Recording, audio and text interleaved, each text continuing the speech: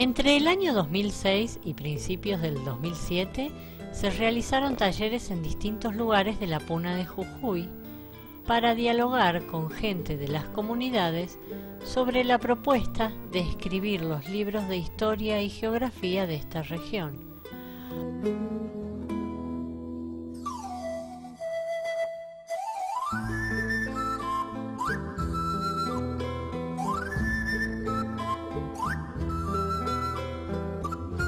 Una de las actividades que se hacía en cada taller era visitar un lugar cercano en el que la historia haya dejado sus huellas.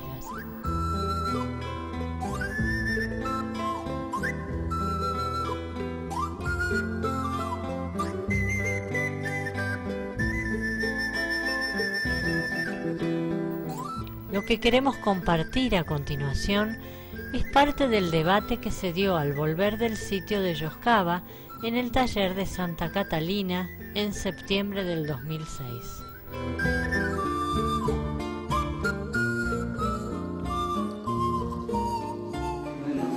Lo que yo, mire, en esto al menos no sé si he aprendido la realidad cuál es, no sé.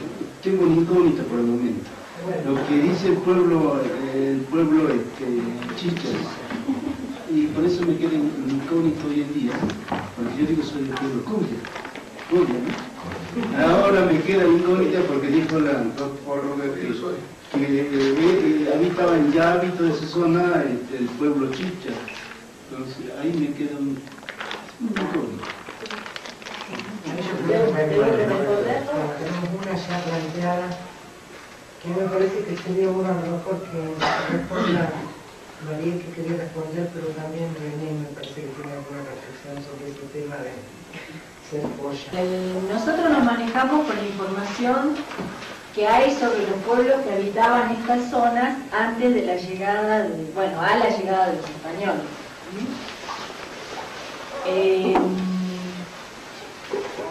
Y cómo se lo llamaba durante toda la época colonial, porque eso continúa. Si nosotros vemos los documentos coloniales, no figura Coya en ningún lado excepto en el lago Titicaca, que ahí estaban los Coyas. Esto se llamaba Coya Suyo porque bajo el Imperio Incaico, porque los Coyas eran como el pueblo más importante del altiplano, que fue dominado por el Inca. Entonces toda esta región era la región de los Coyas. Pero en esa región vivía gente que se llamaba grupos con otros nombres. Entonces tenemos, por ejemplo, acá, como yo decía, están los chichas en toda la parte sur de Bolivia. Del lado de Chile estaban los atacamas. Ya para el lado de Salta, Valle, Calchaquí, eran los calchaquíes, los humahuacas para el otro lado. Y después queda la Puna de Jujuy, que siempre han dicho o que eran todos chichas, o que eran atacamas, o que eran humahuacas, inclusive se ha llegado a decir que eran diaguitas. Siempre, pero ahora se ve que no, que eran un grupo aparte, que eran los casabindos, los cochinocas y también los zapatamas.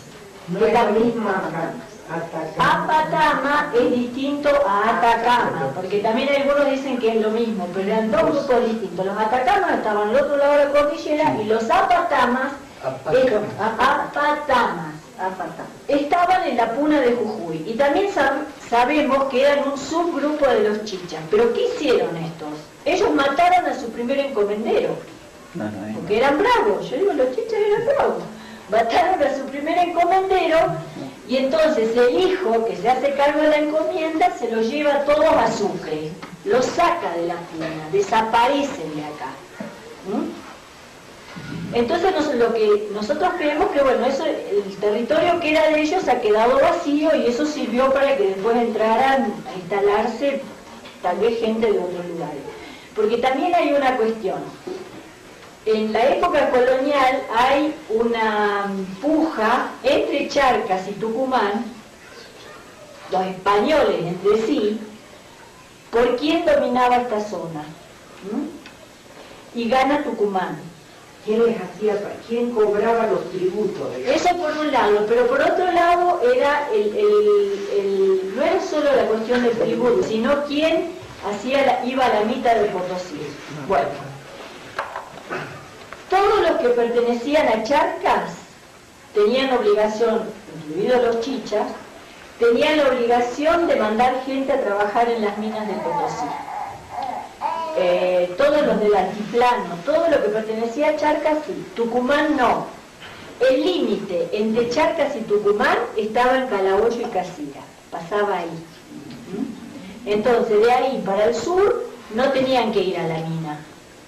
Y de ahí para el norte sí. Entonces, hubo mucha gente que se iba a vivir para este lado porque así no tenían que ir allá.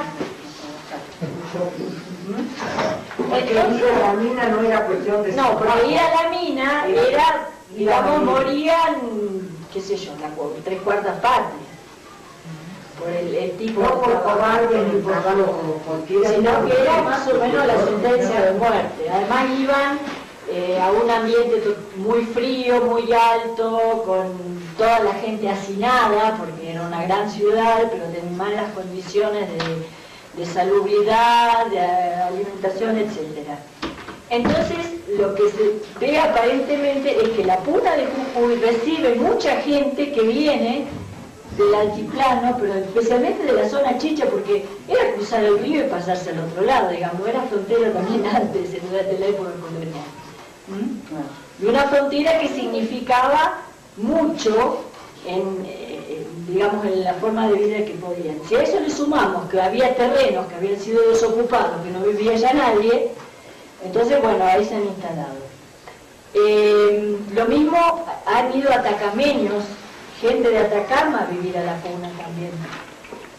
De Chile venían para este lado. Porque, los bueno, atacameños también tenían que ir a Potosí. Entonces, pero lo que nosotros podemos más o menos armar de la gente, los chichas, como yo le decía hoy, los chichas fueron un grupo muy importante y muy fuerte, con una identidad muy fuerte. Ellos se oponen cuando ellos, la primera vez que vienen a los incas a quererlos dominar, que son los hijos de Pachacuti, muere uno de los hijos ahí, porque ellos habían hecho fuertes como en un pugará, le habían hecho una fosa con fuego a la vuelta, y el hijo, el inca, quiso saltarlo y cayó el fuego. Entonces rescatan el cuerpo, lo llevan al Cusco, y cuando los dominan, efectivamente, ya definitivamente, traen la momia y hacen que los caciques chicha se rindan ante la momia. ¿Sí? Se rindan, ellos tenían que entregar sus armas, bueno, se rinden ante la momia al hijo de Inca. Eso está todo relatado. Son cuentos que contaban a los españoles en Cusco. Y por eso se llama provincia Chicha y no chichas y subchichas en Bolivia. Ahora se llama Modesto Mínguez, pero era Subchicha antes. Sí, todo es Subchicha. Sí, pero lo otro allá es Modesto Mínguez. Sí, esto es Subchicha, pero antes era todo. Porque era no chichas y subchichas. Y lo que yo les decía hoy es un grupo que después trabaja muy pegado al Inca. Porque nosotros vemos, por ejemplo, en los sitios arqueológicos, por ejemplo el Pucará de Tilcara, aparece cerámica chicha, cuando aparece cerámica inca, aparece cerámica chicha. Esa misma que veíamos hoy, porque es muy fácil de reconocer.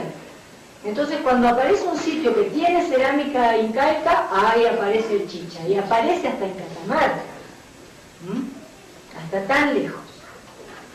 Yo no tengo una respuesta, y no es un tema que he analizado, pero que evidentemente ahora en mis últimos estudios lo tuve que abordar. ¿Qué era ser colla? Porque yo me presentaba en la maestría frente a todos los otros grupos indígenas como collas, ¿cierto?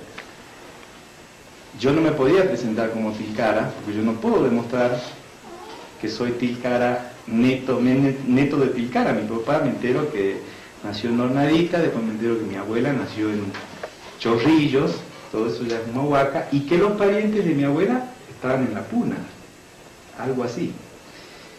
Y de la parte de mi mamá están todos para el lado del valle, como vendría a ser acá Santa Victoria Oeste, la zona que nosotros también tenemos. Y para mí la cuestión de ser colla, y yo en esto plenamente coincido con Mariette, que no hay registro escrito para la región, hasta ahora se encontró, Gustavo Paz encontró un documento escrito de las montoneras gauchas de Güemes, y hay un señor de Salta que acusa a un capitán de Güemes y le dice, ese bastardo señor de collas, dice así, ¿no?, que nos había levantado. La tesis todavía no se ha traducido, está en inglés, y es lo más antiguo que hay en este momento, porque Gaby también lo estuvo buscando, otra antropóloga, lo más antiguo que hace referencia para la región a eso de colla como estigma, claro, o sea, como un insulto, a eso no vamos a remitir. Que era sinónimo de boliviano. Eso, o era como una cosa así que de bajeza, ¿no? Es decir, para bajonearlo al otro, algo despectivo que se dice. Y hoy, es decir, al tocarme estar en Buenos Aires frente al resto de 22 grupos indígenas que se autorreconocen ahora en Buenos Aires, en todo el país, en Argentina, y el último censo nacional incluía la pregunta, ¿ustedes a qué grupo aborigen pertenece o algo así, en esta familia qué pueblo? Y nombraba a los pueblos, ¿no? Nombraba guaraní, mapuche, y ponía colla. El censo, los datos ahora ya han salido, los collas estaban por debajo de los mapuches, es decir, como grupo general andino indígena del norte argentino, es decir, son 53.000 collas que se han dicho somos, y son 73.000 mapuches que han dicho. Parecía que antes estaban más concentrados en la población colla, pero la población también colla autorreconocida no llegó a, qué sé yo, el sur, que hay gente que no se declaró colla. Entonces en Buenos Aires cuando van los representantes del Consejo de Participación Indígena, cuando van a hablar a cualquier otro lugar, es muy difícil poder hacerle entender al resto del país. Recordemos que nosotros en este momento en el país apenas llegamos al 2% de la población, de los casi 40 millones de argentinos que habemos, de los reconocidos, digamos. Es muy difícil hacerle entender a un porteño, a un mapuche incluso del sur, que no, yo soy Atacama y me presento como Atacama. La otra vez también fue un compañero de Humahuaca y dijo, yo soy Omahuaca, pero yo sabía en el fondo que ese compañero de Omahuaca tiene la abuela que es boliviana, incluso él entiende que yo, porque él va ahora identificado como Omahuaca, es decir, es lo mismo que a mí me pasaba en la maestría. Yo tampoco me podía reivindicar como Tilcara, porque yo sé que no era de ahí, es decir, mi familia se ha ido conformando por el cruce de mucha gente que venía de todos lados, que transitaba en la quebrada, y como me estoy imaginando más o menos ahora en la puna de las charlas que voy teniendo con algunos, como era muy común desplazarse hasta Talina, como era, mantenían relaciones, es decir, la gente se movía bastante, no podemos pensar comunidades, y que esto tiene que ver con una cuestión más bien política de la organización del movimiento indígena argentina, que como nombre general, yo digo que está bien en este momento reivindicarlo, colla. Es decir, yo cuando voy a Buenos Aires y cuando es muy difícil que alguien se me presenta como tiliano, una vez también se presentó una compañera de Tumbaya como yo soy de los tilianes, ¿y dónde están los tilianes? Era muy difícil poder hacerle entender a otro que no, que en realidad nosotros no habíamos sido eso, y tampoco habíamos sido incas, tampoco habíamos sido quechas. Lo mismo me parece que se puede pensar de todos los grupos actualmente que reivindican y dicen nosotros nos sentimos ser orgullosos de la identidad indígena, pero recordemos que lo indígena también tiene esa carga de insulto que siempre se ha utilizado para nombrarnos a las poblaciones originarias de América. En este momento, en Buenos Aires, por ejemplo, para el tema de la ley, todos los pueblos, la nueva ley de educación, en el cual yo me encuentro trabajando, han decidido que se ponga en todo momento pueblos indígenas y pueblos indígenas. No quieren ser llamados pueblos originarios, pueblos indígenas, y si buscamos hasta dónde éramos indígenas en esa tabla del tiempo que tenemos, y es hasta el momento que llegan los españoles y nos dicen, son todos indígenas. Más atrás no existe lo indígena, digamos, más atrás somos originarios de esta América, es decir, Hoy podemos decir también con orgullo, somos quebradeños, somos puneños, y no sé, yo de repente que estoy muy comprometido con la causa indígena y me gusta que vaya adelante nuestro pensamiento, nuestro planteo al Estado Nacional, etcétera, etcétera. En este momento, yo por ejemplo, en mi propia familia, a mi abuelo no me animo a decirle, abuelo, usted diga pues que es colla, no sea así. Y mi abuelo más bien sigue con el término de estigma. Por ejemplo, tengo una tía que a un sobrinito mío le dice, no seas colla. Le sigue diciendo, no seas colla, sube rápido, ¿sí? No seas colla. Y entonces el nenito que recién está aprendiendo a hablar... O es un indio. Sí, bueno, no seas colla, pues.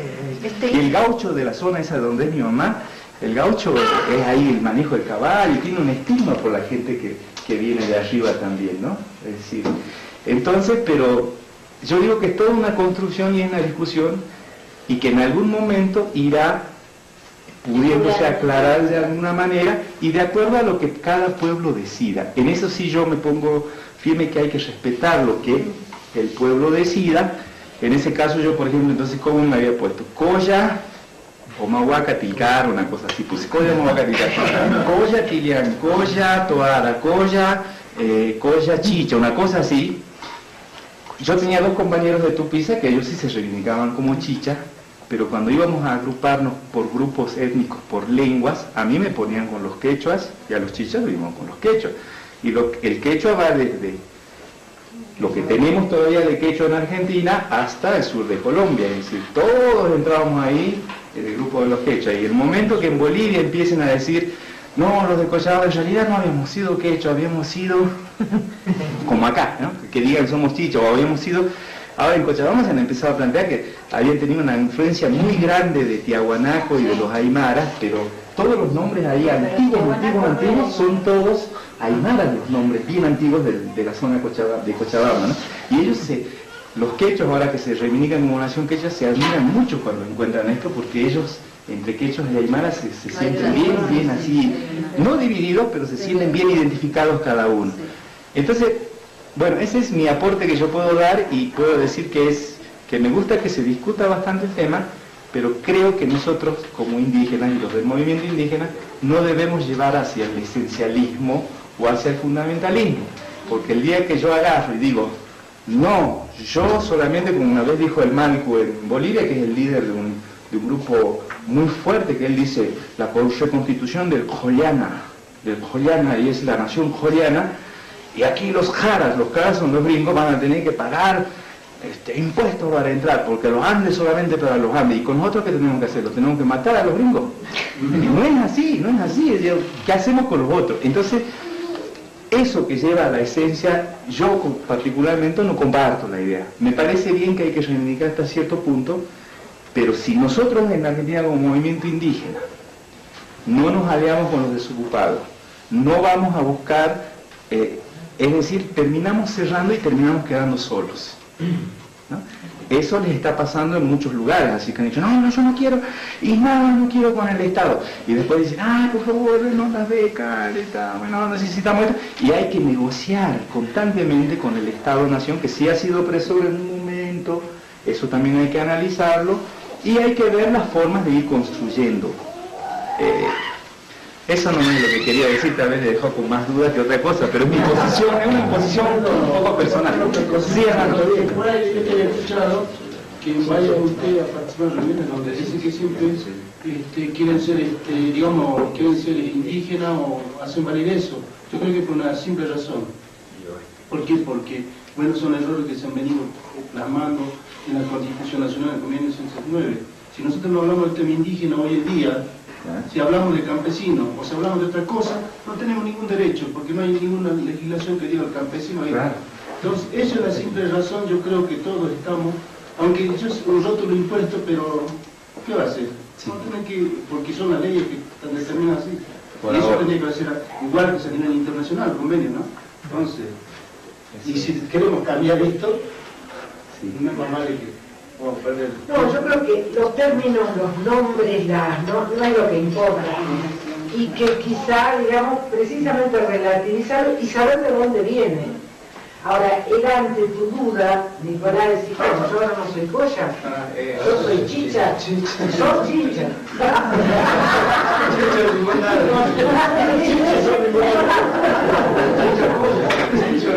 Chichocola.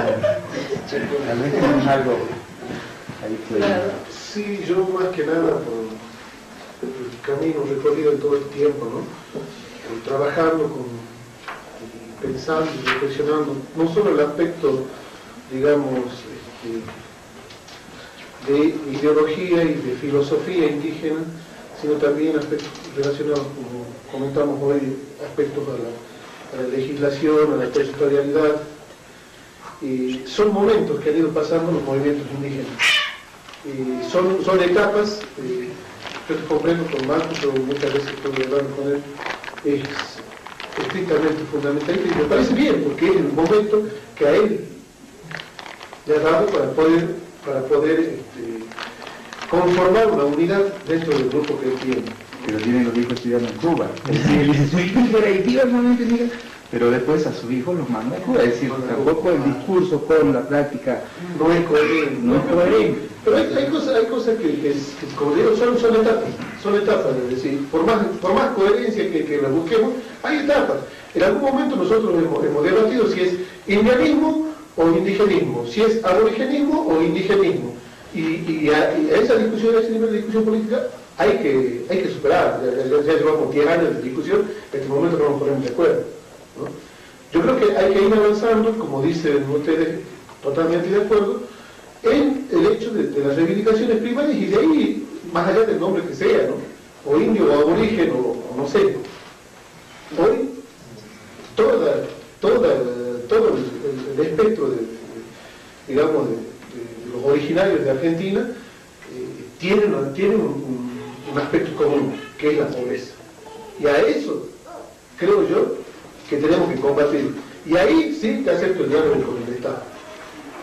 Pero un diálogo coherente también. Yo no voy a ir a dialogar, señor, por favor, denme la copita de leche. Y la identidad indígena, nosotros nunca hemos vivido de la mendicidad.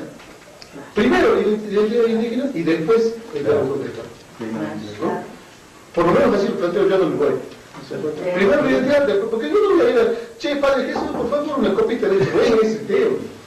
Por favor, nosotros hemos sido una nación grande y por lo menos mis padres siempre han laburado y no había nada del Estado. Y así mi madre crió un montón de hijos, solteras, como era antes. ¿Qué tenemos que hacer? Primero, no necesitamos, es cierto que lo necesita, pero no desde la mendicidad, no desde arriba, sino como un derecho reivindicado, porque es algo que se debe, con la necesidad que se debe. ¿Te das cuenta? Que son posiciones distintas, pero creo que es un debate a profundizar. Eso. Y así estamos nuestros hijos o nuestros nietos a lo mejor se están formando con esa mentalidad de la mendicidad, porque acá, por ejemplo, los chicos, los chiquititos vienen al comedor infantil, los grandecitos van al comedor y todo es, y las mamás no sé qué hacen, pero a mí también, y se está pero destruyendo la cultura del trabajo, se está destruyendo, y la dignidad del hombre, por supuesto. Eso tenemos que luchar y nosotros tenemos que defender eso. En algún momento de la historia nosotros nos olvidamos quiénes somos y hemos empezado a olvidar cómo nuestros abuelos domesticaban la tierra y dominaban y hacían de esta tierra la posibilidad de sustento. Hemos ido perdiendo nuestras propias cosas. Por eso, y yo creo que hay gran culpa tiene la escuela, porque nos enseña con su menú muy perfecto, ¿no es cierto? Nos enseña a comer y a apreciar otras cosas que también que la hagamos, pero no valoran lo propio nuestro. ¿Te das cuenta? Es más, hemos ido perdiendo desde las artesanías hasta los oficios que trabajaban nuestros abuelos. Hoy yo te digo, en toda la cuna decimos, ¿quién hace sombrero? Esos sombreros ovejones. Nadie lo está haciendo. ¿Quién teje un barracán? ¿Quién teje un barracán? Nadie. Tenemos que empezar a mirar cómo era nuestra gente, y eso sí. Y los chicos, los jóvenes, los hijos, ya no han tenido esa transmisión de conocimiento y ya directamente... Porque están pensando en trabajar, en vivir del Estado, en todas esas cosas, entonces creo que no debemos ser así. Quiero agregar que un poquito, quiero ampliar, no es por jactanciarme. Yo tengo en mi casa en la Quiaca, que es un telar rústico, lo tengo. Hoy actualmente estoy tejiendo. ¿Ah? Estoy tejiendo. Entonces y lo que dicen acá, la verdad que se perdió la cultura del trabajo. Y por todos los programas estos que salen, nosotros van para hoy y para mañana. Y creo que la cultura, le digo, hoy nadie quiere trabajar. Los jefes de hogar, todo pasa, mire, es para enemistar con las autoridades que quieren controlar. Por eso antes yo le digo, yo he sobrevivido así. Yo recuerdo cuando había, yo sabía trabajar, sabía cortar alfalfa, sabía sembrar, sabía arar y sabía hacer todo eso. Y así. Y yo cuando se venía de barrio hasta la Quiaca caminando, cargaba mi leña en el burro, y así. Mi abuelo me han enseñado. Mi abuelo iban a hacer trueque de barrio hasta Salinas, Bucasal, y de ahí de nuevo de barrio hasta los valles de Salta, con sal, charqui, para hacer trueque del maíz. Y eso era todo. Y mi abuelo ha durado 90 años por haber llegado perdido. ¿Ah? Y si fuera. Y eso es la realidad, yo creo. Hoy vayan a decir un joven, no sé si va a llegar por ahí muy raro que lleguen a los 60, a los 70. ¿Sí? ¿Por qué? Porque, como dicen, todo comemos ya. Y trae comida chatarra. Pero que también uno tiene que aprender a comerla, pero yo no estoy en contra, porque sí tiene que aprender a apreciar primero lo que tiene. Claro, y también enseñemos en la escuela eso, porque yo veo, por ejemplo, en la escuela, que el chico, por ejemplo, se han dado casos, que el chico llega a su casa, mamá, ¿cómo me vas a dar mote? Yo ya no quiero mote, que tan fiero, que dijiste, ¿qué vas a comer? No, que yo me quiero ir a la escuela, en la escuela comemos pollo, comemos milanesa. Pero yo pienso que en la escuela también les tenemos que enseñar a comer lo que nuestros alimentos, que se les haga un guiso de maíz, que se les haga un guiso de maíz con charqui, que se les haga también una milanesa, pero milanesa de llama. Sí, les pedí la palabra y hay algo que también nació en base al Colla. Según los... o sea, la historia y la leyenda, no sé qué llamarle, del tema de los incas, habla del Tahuantinsuyo, donde ahí habla de aquí con la ayuda de los chicos que están a mi lado, llegué a reconstruir, por ejemplo, los que manejan el quechua, creo que pueden atestiguar de que Tahuan creo que es 4. Entonces, los 4 suyos, entonces... El 4 suyo del sol. Bien. Por ahí es que quedaba un mapa marcado dentro de todo el territorio inca, el del Colla suyo, el Chincha suyo, el Anti suyo y el Junti suyo. Por ahí también habían explicado que el Colla suyo sería como el habitante o hombre que estaba en la región del sur con respecto al Cusco. Ahora hablando y teniendo este contacto y conociendo, digamos, la existencia de los chichas, es como que he quedado un poco confundido. No sé si hay alguna... El tema de cuánto tiempo los incas, ¿no? Lo que pasa, primero, el tiempo inca fue muy breve. Sí. Acá, ¿no? Fue muy breve, sí, también en la zona peruana, digamos. Lo que pasa es que ellos tuvieron la mala pata que, bueno, justo a ellos los agarraron los españoles, el choque con ellos. Y el español llegó en un momento donde ellos no habían llegado a consolidar esa semejante, porque yo digo, llegaban 50 años más tarde y le iba a costar mucho más, porque ya el Inca hubiera estado, bueno, eso es especular, hacer futurismo para atrás, ¿no? Pero le hubiera sido mucho más difícil, porque el español aprovechaba eso, él aprovechaba que había sociedades que hacía poco que estaban dominadas, y entonces se aliaba con ellos en contra de los incas. Porque fue así, también hizo lo mismo Cortés en México, y los españoles hicieron exactamente lo mismo. Bueno, los chichas, digamos, los incas fueron, bueno, durante mucho tiempo se dijeron 50 años en el noroeste, ahora se ha extendido hasta 100 años, digamos, de 1430 a 1536, que es la primera entrada de Almagro por acá. Son 100 años, más o menos. Pero es un lapso breve, los chichas vienen de 500, 600, 800 años antes, son pueblos preexistentes. A los incas. A los incas. Los chichas, los casabindo, los cochinocas, los Atacama, los Pahuacas, todos esos están antes del Inca. Señoría. La cuestión del Inca es un fenómeno relativamente breve en su historia, que sí le significó mucho, porque, bueno, hubo mucha inversión, el Inca hizo muchos movimientos de gente, muchas obras que eran nuevas, que era lo que yo comentaba hoy, por ejemplo, la cuestión de los andenes en los faldeos serranos, las grandes redes de riego, que eso hacía maravillas. Entonces, claro, digamos, fueron dominados por el Inca, pero después vinieron los españoles, y comparado con los españoles, bueno, la época incaica quedó como una época de gloria. Pero todos los pueblos de acá son previos al Inca. Cuando el Inca llega, ya está, porque eso relata, bueno, fue a los chichas y se pelearon con los chichas. Es gente que viene ya de antes, porque los incas vienen del Cusco, y iban utilizando como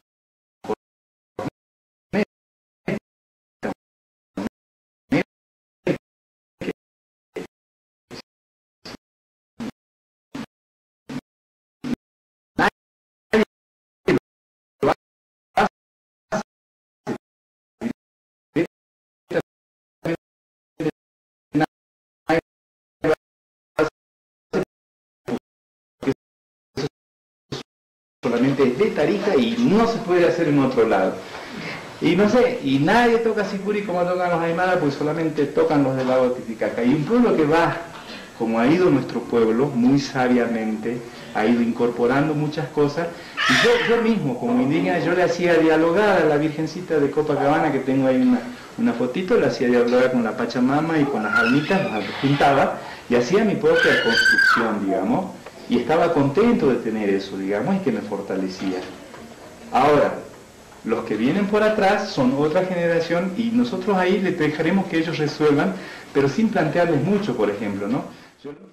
Y nosotros somos esta un poco intermedia que ahora vamos agarrando, como decíamos, un poco estratégicamente la cuestión indígena, la cuestión... Lo cual viene a ser algo así como el indígena, pero sabemos que el indígena nada más es así, que nos insultaron, y el colla es un insulto que tiene 50 años, que hoy lo asumimos como una bandera de lucha, y ya en Argentina es muy difícil encontrar a alguien que te insulte por ahí en Buenos Aires. No, yo no lo he escuchado, más bien, que te insulte así fuertemente como hace 20 años, que te decían, ¡colla de miércoles! Ya está más, o sea, estamos un poco más respetados, ¿no? Eso está como más superado, ¿sí? Es muy distinto. Aparte uno podría sugerir, bueno, ¿y por qué no se llaman andinos? Que andinos son seguro todo. Pero ¿y por qué hay que sugerir? Digo, si se autodefinen cosas, se autodefinen Los cosas. van decidiendo y nosotros vamos aportando eso de abajo.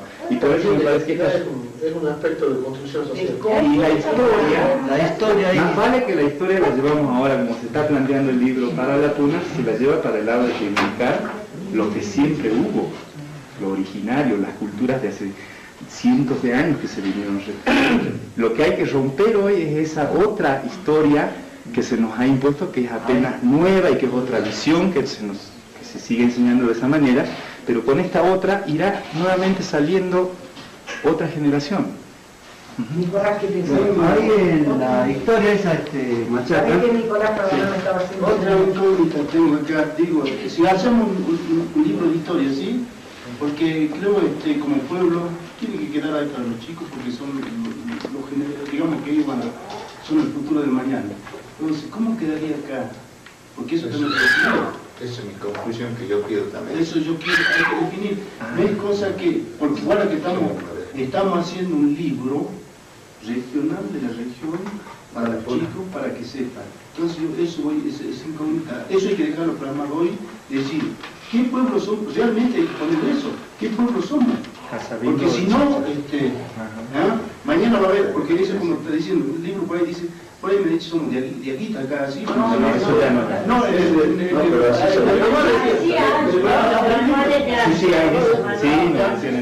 entonces, creo que esta es la construcción que vamos a llevar hoy, que estamos, creo que por generar un libro, tiene que dar eso, historia diciendo, bueno, aquí somos pueblo colla, y creo que ahora, mire, el único acá en esta zona dice que son pueblos quechua, ¿no? Eso es lo que varios hermanos han planteado varias veces. Nosotros somos quechua de Catalina, de esa zona, hay varios que plantean ustedes. Entonces, pero nosotros tenemos que ser en este sentido, dejar algo para el futuro, porque un libro, si mañana, si aquí de 2 años, 3 años le van a usar este libro, ellos ya tienen que saber si de qué pueblo son, con seguridad, porque si nosotros vamos a poner eso yo creo que me planteo. Yo creo que ese planteamiento es el que quería llegar como conclusión. ¿Cuál es la denominación que vamos a tener? Porque, por ejemplo, los Mahuacas, los Atacamas o en los Casalindos, o sea, cuando ustedes van geográficamente, le van a citar, bueno, yo soy de Casabindo, orgulloso de él. Y esta zona, ¿cuál es la denominación que va a quedar? Los chichas, los collas, incluso los propios collas, nosotros de distintas regiones, porque estamos hablando aquí de 2 departamentos, está Yavi y Santa Catalina, tenemos distintas denominaciones. En el censo no se podía, algunos decían yo no soy colla, yo soy Yavi, yo soy de Yavi. Entonces hay una cosa que hay que buscarla, la denominación, no sé si buscarla, pero hay que ver cuál es la característica que identifique toda la zona. Ahora, yo lo que digo es esto, Nicolás. A los chicos no se les puede negar la verdad de que cuando llegaron los españoles, acá estaban los chichas, allá estaban los casalindos, no sé por dónde estoy mirando yo, no sé. Abajo estaban los casalindos, los cochinocas, que existían los apatamas y que porque mataron al encomendero se los llevaron. y ya no están en la puna, y que hubo otros movimientos, porque estas verdades que se saben como porque hay documentación, lo que no podemos decirles cosas que todavía no se han llegado a resolver, pero donde hay documentación, donde hay pruebas, es la verdad histórica. Esa verdad lo que dice es que los puneños hace 10.000 años que están acá, que fueron haciendo desarrollos muy importantes, que aprendieron a vivir sin tener que vivir de la dádiva de nadie, que aprendieron a vivir dignamente, que supieron pararse frente al enemigo a negociar, enfrentar, que defendieron sus tierras. Estas verdades contundentes hay que decirlas, y hay que decirlas con los nombres que corresponden a la época. Ahora, el ser puneño hoy, tal vez René tenga que terminar su capítulo con 5 preguntas o 10 preguntas para que las resuelvan los chicos de mañana. Es lo que voy... Claro, pero... Que me parece que es lo que él más o menos estaba diciendo. Perdón, yo considero de que tiene razón acá Vilca, como el amigo Carlos, de que la cultura chicha o quechua, la que denominamos nosotros, creo que está bien marcado, está definido. Como trabajador de la salud hace 28 años que estoy insertado dentro de este trabajo, conozco la familia, conozco la idiosincrasia de cada localidad de la puna, hablando de Surca para arriba, ¿sí? Como Cochinoca, Rinconada, Yari y Santa Catalina. Entonces uno ve que no son todas las mismas culturas. Lo que es quechua se está hablando, o sea, Santa Catalina, desde Casira. Comencemos de más allá. Inticancha, Larcas, Yavichico, en parte, después que viene Casira, Berque, sigamos yendo, ¿sí? Acá el Angosto, la Ciénaga, Paicones, Ciénaga de Paicones, que son la misma franja, seguimos yendo Cusicusi, hasta el límite, hasta la agonía Parayón, son quechua, porque yo mismo los charlo, yo mismo como trabajador de la salud hablo en quechua, porque eso es lo que hago con mis abuelos, con mi gente, entonces sigue intacto, en alguno de los abuelos está intacto el quechua. Quechua que para nosotros es puros, a pesar de que hay estos dialectos de quechua, ¿sí? Una infinidad de dialectos, pero la que yo considero que por ahí no entra casi el castellano en esta situación, ¿no? Y creo que eso nos tienen que respetar como quechua, como que nos denominamos, por esa franja. La franja limítrofe habla quechua, es bilingüe, porque tampoco, digamos, los chicos llegan monolingües de quechua a la escuela. No, bilingüe. Perfecto, yo creo que eso está bien claro aquí. Cosa que nuestro equipo no la tuvo. Ampliando el tema de la lengua. Tiene razón el hermano, que toda la franja de la frontera sí, porque justamente por eso. Pero, yo les digo, si vamos a hablar en la quebrada, que los que dicen que somos collas, vamos a Atacama mismo, de Atacama, de los cochinos, de donde sea, todas las regiones, han quedado los términos, todavía hay términos, muchos términos quechua. Yo les digo porque hoy mismo se está hablando, hoy, pero por supuesto no es como se dice corriente, pero hay términos que muchos... Términos hay en todo el país, cancha que es. Cancha lo usa todo el país, la cancha de fútbol. Yapa. No, pero acá lo que te digo es que en la puna, especialmente en la puna, la variedad de la quebrada y de la puna tiene muchísimas horas. Pues yo voy a hacer una aclaración con la lengua. Tendría que ver el libro de lengua. Cuando llegaron los de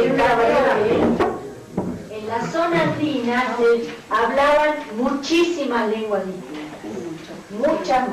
En eso el Inca fue muy respetuoso, ¿no? Claro, el Inca mantuvo la lengua local. Lo que pasa es que los españoles querían evangelizar. Y había algunos padres evangelizadores que seguramente tenían facilidad para aprender las lenguas. Por ejemplo, el padre Bárcena se sabe que aprendió 7 lenguas indígenas para evangelizar. Y otros seguramente eran unos troncos. Entonces, claro, no tenían la calidad para aprender rápidamente una lengua. Entonces, se decide en un concilio en Lima, en 1580 y pico, no sé bien la fecha, que solamente había que evangelizar en las lenguas generales.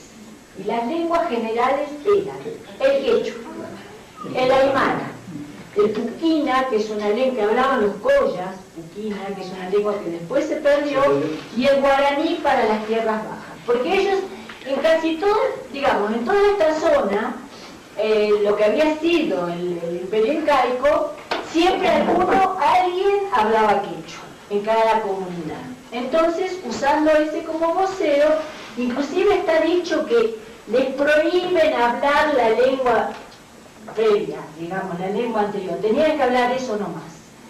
Y entonces, bueno, es que los aymara, al ser un pueblo con una gran cantidad de población y muy fuerte en el altiplano, ellos conservan su lengua. Pero el quechua pasa a reemplazar a todas las otras lenguas que la gente hablaba antes. Entonces, nosotros... en el momento de los españoles. En el momento, eso ocurre en la colonia. Y nosotros, por ejemplo, estamos ahí, todavía no lo pescamos bien, otra vez con Casabinto. Aparentemente ahí se hablaba otra lengua. Y es probable que hasta durante la colonia se hubiera seguido hablando, ¿no? Porque ¿dónde vemos nosotros los restos de la lengua anterior? En los nombres de los lugares. En la toponimia. ¿Por qué? Porque, digamos, si la gente, digamos, sigue viviendo la gente de antes, por más que cambie de lengua, no le va a cambiar el nombre al cerro. ¿Sí? Ahora, si se le queda totalmente despoblado y entra gente nueva, por supuesto que le va a poner un nombre nuevo. Pero si sigue, entonces cuando nosotros vemos los mapas, entonces nosotros vemos la frontera Chicha y Cosabindo, se ve. Porque, por ejemplo, para el sur están todos esos Yumpay, Tetocoy, Tetorante, todos esos nombres que terminan así, que son propios de esa zona. Y acá están los que terminan en la zona Chicha, los que terminan en SA, por ejemplo, como Tupiza o Casa, qué sé yo, hay un montón, y los que empiezan con Escaya, Estaca, Moraca, que ahora nos van marcando esas antiguas lenguas que no sabemos qué significa Cuy, esos términos, porque se perdieron, y esa lengua antigua que hablaban pasó a ser reemplazada por el quichua. Que en el caso de los chichas, muy probablemente, como estaban tan trabajando con los incas, hayan incorporado el quichua antes. Antes que el resto. Antes que el resto. Pero tenían su lengua. Que se perdió. Que se perdieron todos los Andes, se perdieron las lenguas. Quedaron estos porque los españoles dijeron, quedan estas y punto. Por el hecho de que la lengua, por ahí María decía que, bueno, hubo una lengua general, hubo lenguas particulares, las variedades dialectales que de una lengua que rescataba acá nuestro amigo Preciano. Y yo creo que estas cosas, pues sí, también como discusión ideológica y como discusión política, pero al momento de hablar de educación, creo que estas cosas no van a ir ni tienen por qué estar en el tapete. ¿Por qué le digo esto? Porque se dio el caso, y se da el caso actualmente, de que muchos compañeros que se están empezando a reivindicar dicen, no, nosotros teníamos nuestra lengua, el quechua, y tenemos que seguir enseñando quechua, y yo quiero que el Estado me ponga en los currículos el quechua, como una materia obligatoria, o al menos como un taller opcional. Si algunos ponen un techo y un piso, otros directamente dicen, no, hay que volver al quechua. Y en eso hay que ser muy cuidadoso, por lo menos, y respetuoso por lo menos a la gente. Yo lo he dicho y muchas veces me he enfrentado con muchos docentes por ese aspecto, con muchos hermanos por ese aspecto. ¿Por qué? Porque hay que respetar allí donde se habla. La lengua, discúlpenme, la lengua está viva gracias a una comunidad de hablantes y no gracias a una escuela, ¿no? La escuela, en todo caso, tiene que cumplir una funcionalidad enseñando lo que la gente ya habla. Pero si la gente no habla, y ya no habla, ¿para qué le vamos a poner algo que ya en realidad le va a ser más costoso aprenderlo? ¿Qué es lo que nos pasa con el inglés? A nuestros chicos con el inglés le podemos dar inglés del jardín de infantes y si no lo usan, lo terminan desechando. Porque una lengua tiene relevancia en la medida que tiene funcionalidad, ¿no? Si tiene funcionalidad, y la funcionalidad no la da la escuela. Lamentablemente la funcionalidad no la da la escuela. La funcionalidad la da la comunidad de hablantes. Y esto lo puede comprobar cuando yo trabajé con los guaraníes. cierto? Sí, los guaraní, y esto decíamos siempre, lo discutíamos con los caciques guaraní, pero si ustedes, Capitán Guaso, hablan entre ustedes y hablan en su casa, entonces pidamos a la escuela que sea bilingüe, que nuestras escuelas sean bilingües. Pero si no lo vemos, ¿para qué vamos a meter a nuestros niños una carga más? Es una carga pedagógica más que tenemos y horas más que se nos van, y el niño termina no sabiendo ni manejar el castellano, ni manejar el guaraní, ni manejar el quechua. Porque tampoco, yo por ahí diciendo con el hermano Martínez, ¿no? Porque justamente un pueblo sin lengua no es pueblo, no tiene cultura, no tiene identidad. Yo creo que esa es la realidad. Igual que lo estamos en todo momento, en todas las zonas rurales mantenemos alguna, no será quechua hablante, pero tenemos algunos términos. Pero nosotros queremos que se pierda por lo menos eso. Eso, la variedad. La variedad, por lo menos ya tenemos identificado, ya sabemos. Eso es lo que yo voy. Tampoco, y yo jamás, yo sí quiero que, pero no implantar por obligatorio, ¿no? Claro. Que haya un currículo donde diga, el chico que quiere estudiar igual que el inglés, el portugués, el francés. Es japonés, claro. Y lo he hecho también, que sea así, no obligatorio. Cuanto más idiomas, mejor. Lo que nosotros estamos planteando es ver el todo. Y cuando vemos el todo, sale esto. Y esta tarde en Yoscaba, ese todo está en la Pachamama. Nadie se nega. Porque ahí estábamos todos. Y todos estábamos haciendo lo que hacíamos, hacía el Chicha, hacía el Casabindo, hacía... Ahí no hay diferencia. Ahí es el hombre y la naturaleza, el hombre y su pacha, el hombre y su cosmovisión. Lo que tenemos hoy. Lo que tenemos. Entonces, en ese sentido, por eso yo digo, no tenemos que estar tan desanimados, ni tampoco si le decimos, no, somos Chicha y los Casabindos, los Apatamas nos quedan afuera. Ellos de allá, del otro lado, la Puna también es una región muy grande. Lo que pasa es que cuando vamos escarbando, como hoy, cuando vamos preguntándonos acerca del pasado, y vamos a encontrar una diversidad muy grande de pueblos, de maneras, de lengua. Ustedes vean lo que es dar de comer a la tierra. Uno lo va a hacer, no, primero el agua bendita, no, la coca, no, el alcohol, no, primero alimentar un cuchillo, no, primero... O sea, es decir, eso es algo muy grande, pero lo general que nos dice acá Eustacio es que todos, en todo caso todos los collas o todos los habitantes de la Puna y la Quebrada mantenemos el hecho importantísimo de no perder la relación con la madre tierra, con la Pachamama. Que cada uno lo hace así, que el otro mira al sol. Si vamos a llamar ahora y vamos a decir, no, entonces vamos a volver a la nación joyana y hay que decidir cuál es la verdadera forma.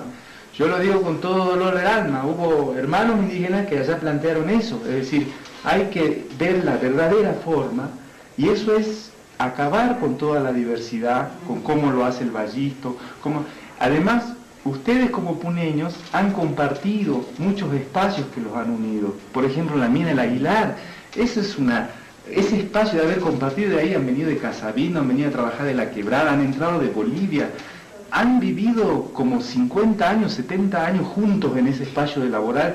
Luego la zafra, cómo se han ido allá juntando con otra diversidad de pueblos, con unos que venían de Salta, de Santa Victoria, de Virulla, y las familias se han ido mezclando. Hay gente que tiene parientes, que el tío no sé que vive allá, yo tengo familiares que viven en el Ramal, es decir, pero muchas de esas cosas, al mostrar a la cultura también Chicha, Casabindo, Apatama, etcétera, los chicos mismos algunos van a poder reconstruir una historia más o menos lineal, tal vez que los hace, dice, no, los Alancay, por ejemplo, en Cochabamba no existe Alancay, no existe Barconte, no existe, son apellidos muy de acá, muy de la Puna, hay nombres así de lugares que han quedado que son de acá, la verdad, y es un motivo muy grande de orgullo poder decir, la verdad, y yo cuando digo, yo respiro un poco, digo, porque mi abuela es toconás, entonces, y los toconás no existen ni en Perú, digo, por suerte tengo algo de quebradeño, y yo digo, y frente a todos los demás me reivindico como quebradeño. ¿no es cierto? Pero tampoco pierdo la visión política de que nuestro pueblo ha sido oprimido, de que tenemos que levantarnos, de que tenemos que empezar nosotros a escribir nuestra historia. Y este librito puede servirle para que otros chicos armen la propia historia de los casabinos, la propia historia de los apatámalas, es decir, los que han podido tener continuidades, ¿no? Y sería fabuloso que eso motive y que salga ya nuestra misma gente a hacerlo, ¿no es cierto? Eso sería muy importante.